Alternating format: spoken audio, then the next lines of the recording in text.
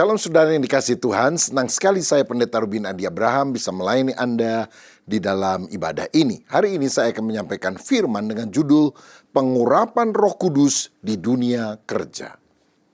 Saudara, pencurahan Roh Kudus pada hari Pentakosta membawa dampak yang sangat luar biasa.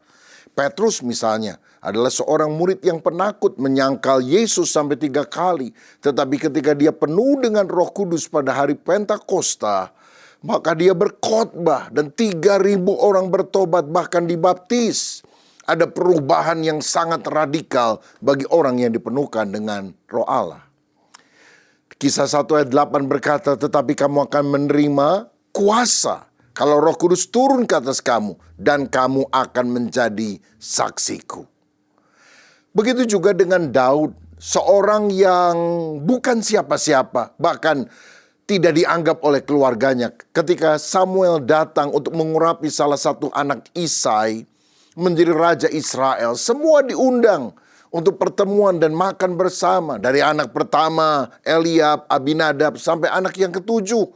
Tetapi Daud satu-satunya yang tidak diundang, dibiarkan ada di padang gurun menggembalakan domba yang 2-3 ekor yang sedikit itu. Sampai Samuel berkata, tidak ada lagi anakmu? Oh ada, tapi nggak mungkinlah dia bisa menjadi raja Israel. Dan Samuel berkata, panggil dia. Dan Tuhan bicara, inilah yang harus kau urapi. Manusia melihat apa yang di depan mata, tapi Tuhan melihat hati. Dan dalam 1 Samuel 16 ayat 13, Alkitab berkata ketika Samuel mengambil tabung tanduk yang berisi minyak urapan dan mencurahkan ke atas kepala Daud, sejak hari itu dan seterusnya berkuasalah Roh Allah atas diri Daud. Dan ayat berikutnya, Daud yang penuh dengan Roh Kudus mengusir setan, karena ketika dia memetik kecapi pada saat Saul diganggu oleh roh jahat, maka iblis lari, roh-roh jahat undur. Saya percaya kalau orang pinter main musik, maka orang bilang hebat, luar biasa, ayo mainkan lagi. Tapi hanya orang yang penuh Roh Kudus yang ketika dia main musik setannya keluar. Begitu juga pasal berikutnya, Goliat dari Filistin menghadang orang Israel dan tidak ada yang berani. Hanya Daud yang kemudian berani dengan urapan Tuhan, walaupun dia bukan seorang prajurit seperti kakak-kakaknya. Tetapi ketika seorang dipimpin oleh Roh Kudus, man's power terbatas, God's power tanpa batas. Saudara, dalam kehidupan kita juga perlu pengurapan Roh Kudus. Pengurapan artinya kemampuan ilahi untuk kita melakukan sesuatu dengan pertolongan Tuhan. Yang tidak mungkin kita bisa kerjakan dengan kekuatan kita. Kita bergantung kepada Tuhan. Kita berdoa dan minta Roh Kudus memimpin kita. Itulah pemampuan ilahi yang luar biasa. Saya yakin Allah tidak cari orang yang bisa, tetapi Dia cari orang yang bersedia. Dia tidak cari orang yang mampu, Dia cari orang yang mau. Dan hari ini ketika engkau berkata, penuhkan aku dengan Roh-Mu ya Tuhan, Tuhan akan memenuhkan kita apapun profesi yang kita miliki. Nah, menarik sekali kalau kita melihat Alkitab, maka orang pertama yang dicatat sebagai dipenuhi oleh Roh Allah, Ruah Elohim, ternyata bukan seorang imam dan juga bukan seorang nabi. Dia bukan pengkhotbah bahkan. Dia hanya seorang tukang. Ya benar, seorang tukang. Dia adalah seorang tukang yang disuruh membuat peralatan tabernakel atau kemah sembayang yang Allah perintahkan melalui hambanya Musa. Nama orang ini adalah Bezaleel.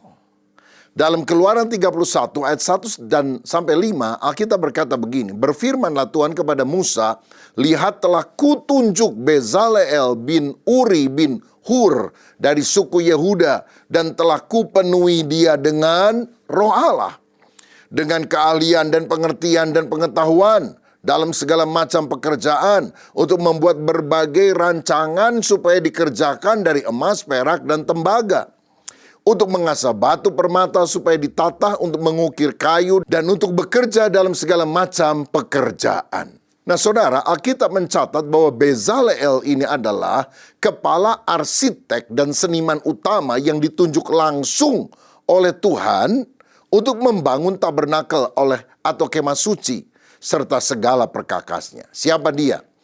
Dia anak Uri, cucu Hur dari suku Yehuda.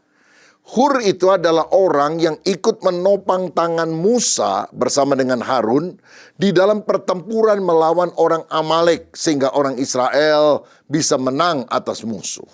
Nah, menurut tradisi Yahudi, Midras, Hur adalah suami Miriam, kakaknya Musa. Berarti Hur adalah iparnya Musa. Dan Bezaleel adalah cucunya Hur, berarti cucu keponakan daripada Musa.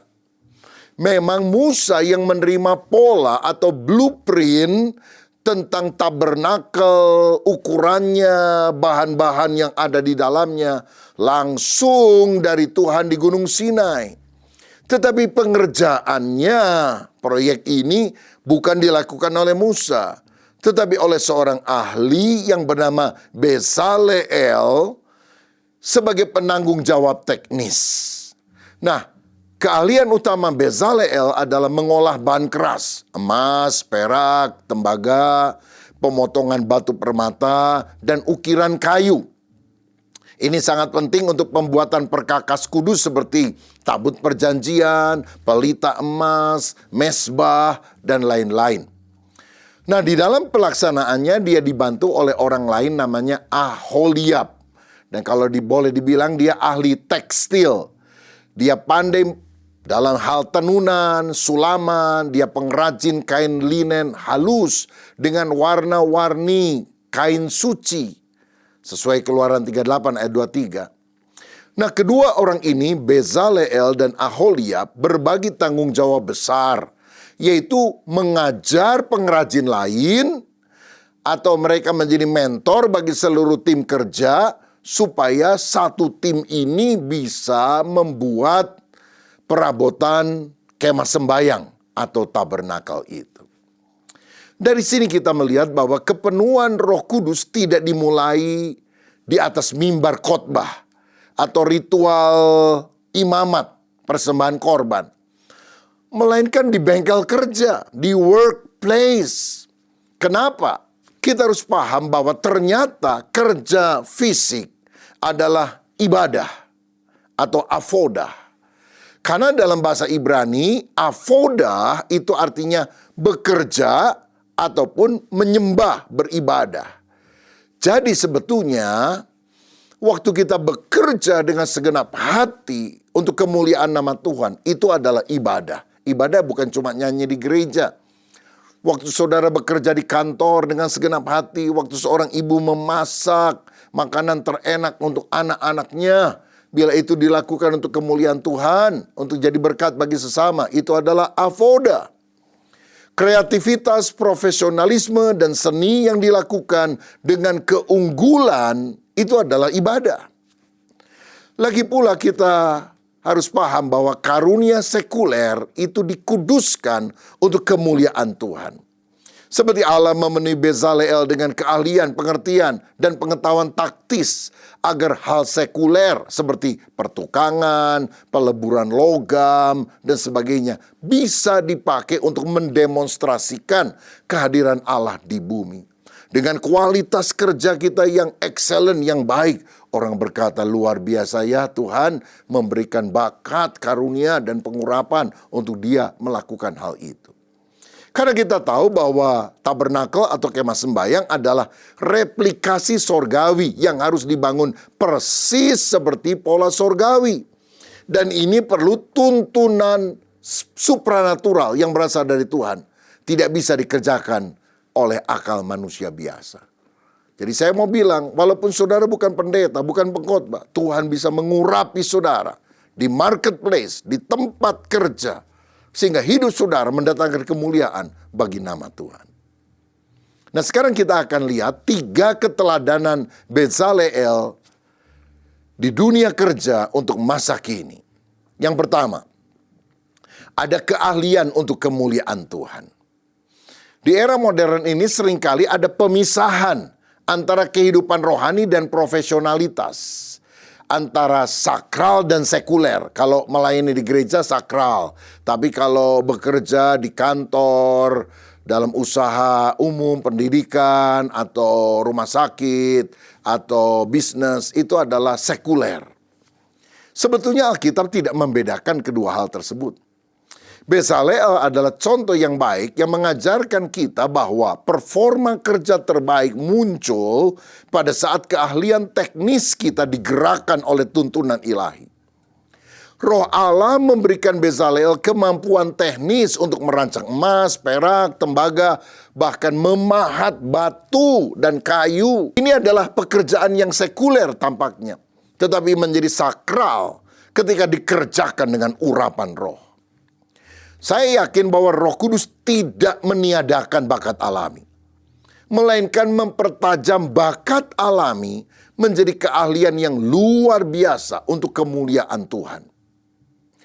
Seperti Martin Luther, reformator besar itu pernah berkata, pekerjaan seorang tukang sepatu yang Kristen bukan dengan memasang salib kecil pada sepatu itu, melainkan dengan membuat sepatu yang terbagus, karena Allah menyukai keahlian yang baik. Karena itu relakanlah diri kita dipakai oleh Roh Kudus untuk menjadi alat kemuliaannya. Saudara, ada seorang anak kecil yang bertanya kepada kakeknya yang sedang menulis surat. Dia bilang, kakek, apakah pensil itu hebat karena bisa menulis kata-kata yang indah? Sang kakek tersenyum dan menjawab, pensil ini sama sekali tidak berguna jika ia tergeletak di atas meja. Ia menjadi hebat bukan karena dirinya sendiri, melainkan karena ada tangan yang memegangnya dan mengarahkannya. Bezalel dan kita adalah ibarat pensil itu. Saudara, kita orang biasa saja, tapi ketika Roh Kudus menuntun kita bisa melakukan perkara besar untuk kemuliaan Tuhan. Bezalel bukan sekedar tukang bangunan biasa. Dia adalah seorang profesional yang menyerahkan tangannya untuk digerakkan oleh Roh Kudus. Dalam 1 Korintus 10 ayat 31 Alkitab berkata, jika engkau makan, atau jika engkau minum, atau jika engkau melakukan sesuatu yang lain, lakukanlah semuanya itu untuk kemuliaan Allah. Jadi apapun yang kita kerjakan, sebagai dokter, sebagai insinyur, sebagai guru, sebagai pekerja kantor, lakukan semua untuk kemuliaan Allah. Bukan seperti melakukan kepada manusia, tetapi kepada Tuhan yang akan memberikan pahala abadi bagi kita yang melakukannya. Saudara, Roh Kudus memampukan kita bekerja dengan standar keunggulan, excellency. Karena itu jangan puas dengan mentalitas rata-rata, lumayan. Karena Tuhan ingin kita melakukan yang terbaik. Saudara pernah dengar nama Johann Sebastian Bach? Dia adalah komposer legendaris. Menarik sekali, sejarah mencatat setiap kali dia hendak menulis partitur musik, dia menuliskan inisial JJ. Jesus Juva dalam bahasa Latin. Artinya Jesus help, Yesus tolonglah. Dia tulis di awal kertasnya. Dan setelah dia menyelesaikan manuskrip atau partitur musik yang sangat indah, dia selalu menulis SDG. Apa itu? Soli Deo Gloria. Segala kemuliaan bagi Tuhan. Yesus tolonglah supaya aku bisa mengerjakan hal ini dengan excellent. Dan ketika selesai, dia tidak ambil kemuliaan bagi diri. Soli Deo Gloria, segala kemuliaan bagi Tuhan. Ia membuktikan bahwa musik yang paling teknis dan rumit sekalipun bisa menjadi sangat sorgawi atau rohani jika dikerjakan dengan urapan Roh Allah. Saudara, kita tidak boleh memisahkan pekerjaan profesional dengan iman kita. Karena justru iman sejati itu diwujudkan di dalam kualitas yang terbaik dari apa yang kita lakukan. Saya teringat Bapak Ignatius Yonan. Dia menjadi direktur PT Kereta Api Indonesia. Sebelum tahun 2009, Kereta Api Indonesia itu identik dengan kumuh. Ada penumpang di atap, ada calo tiket di mana-mana, toilet di stasiun, dan di dalam gerbong keretanya baunya minta ampun. Kadang orang bawa ayam, bawa kambing masuk ke dalam kereta api. Dan PT Kereta Api selalu rugi secara finansial.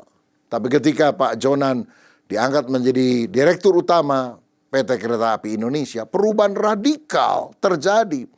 Karena didorong oleh kompetensi yang tinggi dan integritas tanpa kompromi. Dia tidak mengkhotbahin karyawannya dengan ayat-ayat kitab suci, tetapi dia melakukan aksi nyata. Dia pasang AC di kelas ekonomi untuk memanusiakan manusia karena gerah sekali tanpa AC. Dia membersihkan stasiun, bukan cuma secara fisik, termasuk dari calo-calo yang ada. Dan selama musim mudik lebaran misalnya, Pak Jonan memilih tidak pulang ke rumah. Ia tidur di kereta inspeksi dan stasiun-stasiun untuk memastikan sistem berjalan sempurna. Baginya keselamatan ratusan ribu pemudik adalah tanggung jawab yang harus dikerjakan dengan standar keunggulan tertinggi. Saudara, saya percaya kerja adalah ibadah. Kalau kita lakukan untuk kemuliaan Tuhan dan kesejahteraan banyak orang. Dipenuhi Roh Kudus di tempat kerja berarti berani mendobrak sistem yang korup dan malas, lalu menggantinya dengan profesionalisme yang adil. Ini hal pertama yang kita bisa pelajari dari Bezalel, yang kita bisa terapkan di dalam situasi hidup pada masa kini. Yang kedua, ada kemauan berbagi sebagai mentor. Dalam Keluaran 35 ayat 31 dikatakan bahwa Bezalel diberi kecerdasan untuk memahami instruksi Tuhan yang sangat detail mengenai tabernakel. Roh Allah adalah roh kebenaran yang memimpin kita pada pemahaman yang jernih. Roh Kudus memberikan hikmat, wisdom untuk kita memahami strategi dan detail yang rumit, tetapi itu bisa diwujudkan menjadi nyata. Itulah wisdom. Dalam Efesus 1 ayat 17 dan 18, Rasul Paulus pernah berdoa agar kita diberi roh hikmat dan wahyu untuk mengenal Dia dengan benar, sehingga mata hati kita terang untuk mengerti panggilannya. Ada banyak hal yang kita tidak bisa pahami dengan logika manusia biasa. Walaupun saudara sudah punya gelar berderet, profesor, doktor, karburator, kotor, bocor misalnya. Tapi waktu kita berdoa dan terbuka kepada pimpinan Roh Kudus, Tuhan akan memberikan hikmat di akal budi kita, di hati kita. Sehingga kita berkata, aha, ada pencerahan yang kita tidak dapat dari buku, dari orang. Tapi waktu kita berdoa kepada Tuhan. Saya teringat ada seorang yang bernama George Washington Carver. Dia adalah seorang ilmuwan Kristen yang menemukan ratusan kegunaan kacang tanah untuk membantu petani miskin. Sampai digelari sebagai Mr. Peanut katanya. Ya. Dia seringkali masuk ke laboratoriumnya di pagi hari dan berdoa, Tuhan, Engkau adalah Sang Pencipta, tunjukkanlah kepadaku rahasia di dalam kacang ini. Dan Tuhan memberikan kepada dia pengertian yang melampaui gelar pendidikannya. Sehingga apa yang merupakan penemuannya sangat berguna untuk mencegah kelaparan. Karena peanut kacang tanah itu bisa dikembangkan lebih bagus, lebih banyak daripada dengan cara sebelumnya. Dalam Keluaran 35 ayat 34 dikatakan, dan Tuhan menanam dalam hatinya keinginan untuk mengajar. Nah, Bezalel bukan cuma pinter, berhikmat, tetapi dia juga punya kerinduan untuk mengajarkan ilmu ini kepada orang lain. Berarti dia tidak memonopoli keahliannya agar dianggap paling hebat atau tak tergantikan. Alkitab mencatat Allah menanamkan dalam hatinya kemampuan untuk mengajar orang lain. Pada masa kini di dunia korporat atau pendidikan, ada sindrom knowledge hoarding. Artinya menyimpan ilmu sendiri karena takut tersaingi oleh orang lain. Bezalel bertindak sebaliknya. Dia adalah gambaran pemimpin yang melatih successor, penerus, dan timnya. Saudaraku, sebuah organisasi atau komunitas hanya akan bertahan melintasi generasi jika para ahlinya memiliki hati seorang mentor yang mau melahirkan Bezaleel baru. Pemimpin yang dipenuhi dengan Roh Allah tidak akan takut tersaingi oleh bawahannya. Mereka justru rindu melihat timnya berkembang dan menjadi lebih ahli daripada dirinya sendiri melalui proses mentorship yang tulus. Orang yang dipenuhi Roh tidak sombong dengan ilmunya, melainkan memberdayakan orang lain. John Maxwell pernah berkata, kesuksesan tanpa penerus adalah kegagalan. Kepemimpinan sejati adalah tentang berapa banyak orang yang Anda bangkitkan atau munculkan, bukan berapa banyak orang yang melayani Anda. Rasul Paulus, seorang hamba Tuhan hebat, pernah berkata dalam 2 Timotius 2 ayat 2 kepada anak rohaninya Timotius, "Apa yang telah engkau dengar daripadaku, percayakanlah itu kepada orang yang dapat dipercayai, yang juga cakap mengajar orang lain." Ini adalah pola multiplikasi rohani. Paulus mengajar, Timotius menyerap, Timotius kemudian mengajarkannya kepada muridnya Timotius, dan muridnya Timotius harus mengajarkan kepada murid-muridnya Timotius. Jadi ini mentoring sampai ke generasi keempat, sehingga kekristenan terus bertumbuh dan menyebar ke seluruh dunia sampai hari ini. Tidak mandek pada generasi pertama atau kedua. Saudara, kita harus belajar menjadi orang yang besar hati, mau mementori orang lain, tidak menyimpan ilmu bagi diri kita sendiri, supaya akhirnya dunia menjadi tempat yang lebih indah untuk didiami. Ibu Martha Tilaar adalah pelopor industri kosmetik dan jamu modern di Indonesia. Dan dia adalah orang yang tidak hanya fokus pada pertumbuhan bisnisnya sendiri. Dia menyadari bahwa kekayaan alam dan kearifan lokal Indonesia tidak akan lestari jika hanya disimpan di laboratorium pribadinya. Dia kemudian mendirikan Martha Tilaar Training Center, yaitu lembaga yang memberikan mentorship dan pelatihan kemandirian secara gratis kepada ribuan perempuan dari kelas ekonomi bawah, yang kadang ada yang merupakan korban perdagangan manusia, hingga ibu rumah tangga biasa di desa-desa. Ia melatih mereka menanam tanaman obat secara organik, mengolah bahan kosmetik tradisional, hingga teknik terapis profesional. Martha Tilaar tidak takut resep dapurnya ditiru orang. Sebaliknya justru dia berbagi resep rahasianya. Sebab baginya melahirkan ribuan wirausaha baru di bidang kecantikan tradisional adalah cara terbaik untuk mengangkat martabat perempuan Indonesia. Luar biasa bukan? Dia ternyata seorang anak Tuhan. Saudaraku, profesional yang dipenuhi Roh tidak memandang rekan kerja atau bawahan sebagai ancaman, melainkan sebagai aset berharga yang harus dimentor hingga mampu mandiri dan sukses. Saya berdoa kita menjadi seorang ilmuwan, seorang ahli. Tetapi kita juga mau berbagi bagi orang lain. Karena Roh Allah ada dalam hidup kita. Terakhir yang ketiga, saya juga melihat ciri orang yang dipenuhkan dengan Roh Allah seperti Bezaleel adalah memiliki ketaatan pada petunjuk Tuhan. Proyek tabernakel membutuhkan presisi tinggi. Salah ukuran atau salah campuran logam bisa merusak seluruh struktur makronya. Bezaleel menunjukkan integritas lewat kepatuhannya pada detail terkecil yang diminta. Meskipun Bezaleel sangat kreatif, dia tidak membuat desain menurut seleranya sendiri. Ia tetap taat sepenuhnya pada pola yang ditunjukkan Tuhan di atas gunung. Dalam Keluaran 38 ayat 22 dikatakan Bezaleel membuat segala sesuatu tepat seperti yang diperintahkan Tuhan kepada Musa. Dari sini kita perlu belajar bahwa Roh Kudus menuntun kita pada kreativitas yang tetap tunduk pada otoritas dan firman Tuhan. Charles Spurgeon, seorang hamba Tuhan, pernah berkata, "Jika Tuhan memberikan pola, janganlah engkau mencoba memperbaikinya. Ketaatan adalah kunci bagi berkat yang berkelanjutan." Betapa benarnya apa yang dia katakan.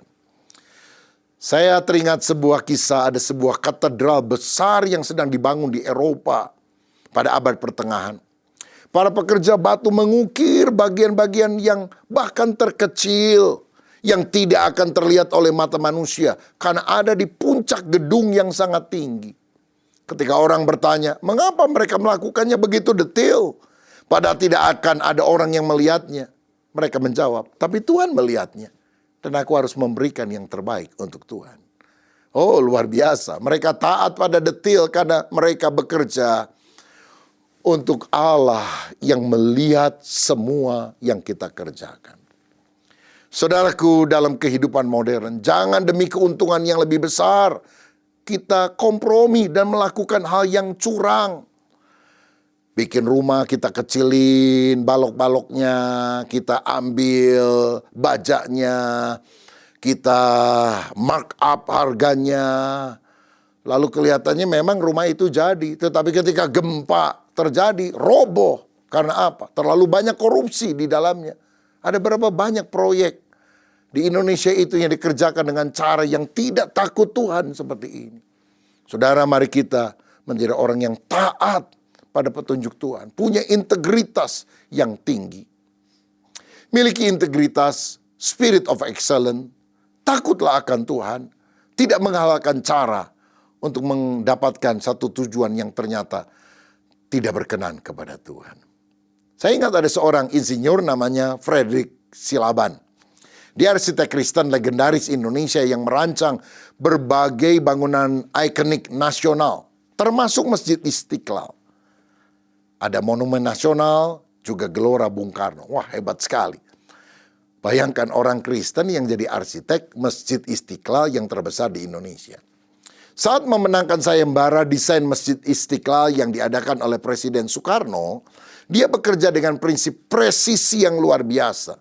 Dia merancang Istiqlal dengan perhitungan sirkulasi udara alami dan pencahayaan yang sangat matang. Sehingga bangunan yang sangat besar itu tetap sejuk tanpa AC selama puluhan tahun. Sekarang udah dipasangin AC. Silaban menolak memanipulasi material demi estetika yang lebih murah supaya dia mendapatkan keuntungan pribadi, korupsi proyek. Dia menjaga akurasi setiap jengkal bangunan demi sebuah visi besar nasional, pembangunan masjid terbesar di Indonesia. Saya percaya itulah ciri orang yang dituntun oleh roh kebenaran. Ingin sesuatu yang terbaik tanpa korupsi dan menguntungkan diri sendiri. Saudara, sebagai akhir, Bezalel mengajarkan kita bahwa Roh Kudus tidak hanya turun di atas mimbar gereja, tapi juga di atas meja kantor, di dapur, di bengkel, atau di studio seni, dan tempat yang lain.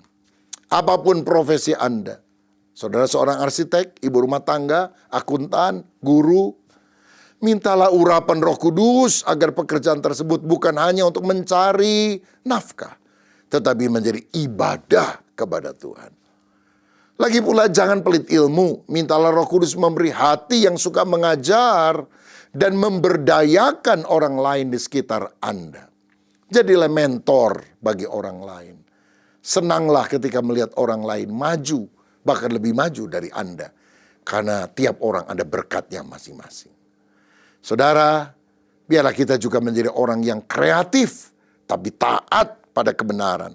Gunakan imajinasi dan ide Anda, namun pastikan semuanya tetap berada dalam koridor etika dan firman Tuhan. Mendapatkan keuntungan dalam perusahaan tentu harus, tetapi ketika engkau mulai membohongi orang, mengorbankan kejujuran, kita tidak lagi presisi sesuai dengan firman. Dan bukan itu keteladanan Bezalel yang penuh roh Allah. Saya percaya kita harus selalu tunduk pada kebenaran Tuhan. Jadi hari ini kita mendengarkan firman. Bagaimana Roh Kudus mengurapi. Bukan hanya pendeta, bukan hanya pengkhotbah, bukan hanya pemimpin pujian. Tapi semua orang Kristen di marketplace, di dunia usaha. Yang mau berkata, Tuhan, aku mau hidup sesuai dengan kehendak-Mu. Alkitab engkau baca sebagai penuntun terbaik dalam hidupmu. Engkau berdoa agar selalu saudara hidup taat kepada Tuhan melalui pimpinan Roh Kudus. Luar biasa. Apa yang Tuhan kerjakan melalui kehidupan kita. Siapa yang mau dipakai oleh Tuhan dengan penuh Roh Kudus mengerjakan keahlian yang menjadi berkat bagi banyak orang. Kalau itu doa saudara, mari kita taruh tangan di dada. Tuhan, terima kasih untuk kebenaran firman-Mu. Roh Kudus ternyata tidak hanya memberkati, mengurapi pengkhotbah pendeta, tapi mengurapi semua orang dalam profesi apapun yang mau berkata, Tuhan, pakai hidupku untuk menjadi alat kemuliaan-Mu. Biar apa yang kami lakukan excellent, terbaik. Sehingga orang berkata, luar biasa, anak Tuhan kalau mengerjakan sesuatu, pasti mendatangkan yang terbaik. Dan mereka melihat Kristus di dalam kami. Karena apa yang kami lakukan menyukakan hati Tuhan dan berdampak positif bagi banyak orang. Berkat-Mu atas kami dalam nama Tuhan Yesus Kristus. Haleluya. Amin. Tuhan memberkati.